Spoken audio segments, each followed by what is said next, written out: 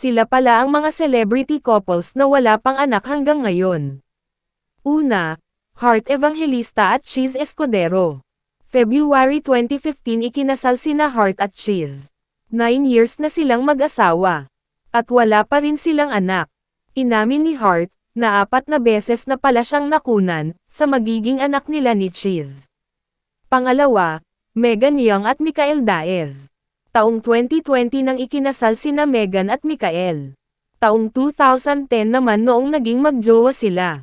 Inamin ng mag-asawa, na hindi pa sila handa na magkaroon ng anak. Gusto muna raw nila sulitin ang buhay mag-asawa nilang dalawa, na wala pang mga anak.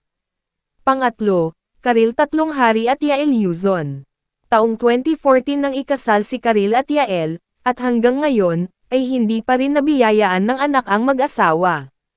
Kahit 10 years na silang mag-asawang dalawa. Pang-apat, Sara Geronimo at Mateo Guidicelli.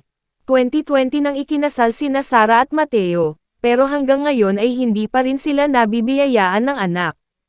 Gustong-gusto na raw nila magkaroon ng anak. At maghihintay lang daw sila, kung kailan ito ipagkakaloob sa kanila. Panglima, Yeng Constantino at Yan Asuncion. 9 years nang kasal sina Yeng at Yan, pero hanggang ngayon ay wala pa rin silang anak.